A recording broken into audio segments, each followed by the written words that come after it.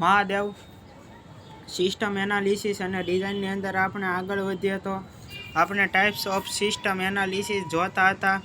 એની અંદર આપણે પહેલો ટાઈપ એટલે કે ફિઝિકલ ઓર એબ્સ્ટ્રેક્ટ સિસ્ટમ વિશે આપણે વાત કરી।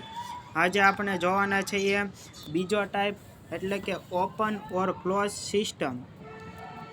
N open system must interact with its environment. Open system છે તે કોની સાથે ઇન્ટરેક્ટ કરે છે? એન્વાયરમેન્ટની, પોતાના એન્વાયરમેન્ટની સાથે છે તે ઇન્ટરેક્ટ કરે છે। It receives inputs from and delivers outputs. તે શું રિસીવ કરે છે? તે ઇનપુટ લે છે અને આઉટપુટ આપણને આપે છે। To the outside of the system એટલે કે આપણી આઉટસાઇડ સિસ્ટમ હોય છે, સિસ્ટમની બહાર તે આપણને આઉટપુટ પ્રદાન કરવાનું કામ કરે છે। આપણી સિસ્ટમને બહારને શું કહેવાય છે? એન્વાયરમેન્ટ કહેવાય છે। સિસ્ટમની બહારની બાઉન્ડ્રી હોય છે તેને એન્વાયરમેન્ટ કહે છે અને ત્યાં આઉટપુટ દેખાડવાનું કામ કોણ કરે છે? આ ઓપન સિસ્ટમ કરે છે।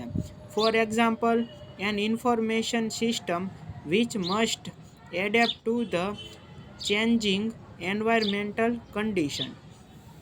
ઇન્ફોર્મેશન સિસ્ટમ છે તે વિચ મસ્ટ એડેપ્ટ શું કરે છે? તે એક્સેપ્ટ શું કરે છે?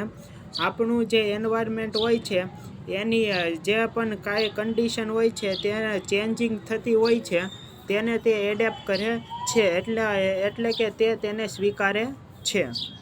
A close system does not interact with its environment.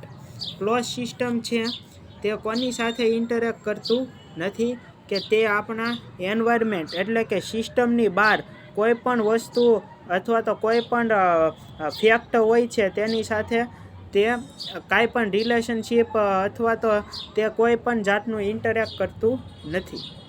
It is isolated from environmental influences.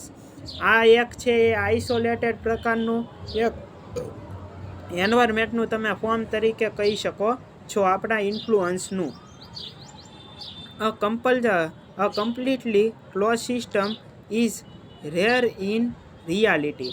આ બહુ જ ઓછી સિસ્ટમ હોય છે કે જે ક્લોઝ સિસ્ટમ હોય છે। બાકી બધી જ સિસ્ટમ છે તે મોટા ભાગની સિસ્ટમ છે, 90% સિસ્ટમ તમે કહી શકો કે તે ઓપન સિસ્ટમ છે। ક્લોઝ સિસ્ટમ એ રેર છે અને ઓછા પ્રમાણમાં આપણને જોવા મળે છે। તો મહાદેવ, આજનો લેક્ચર આપણે અહીંયા સુધી રાખીએ।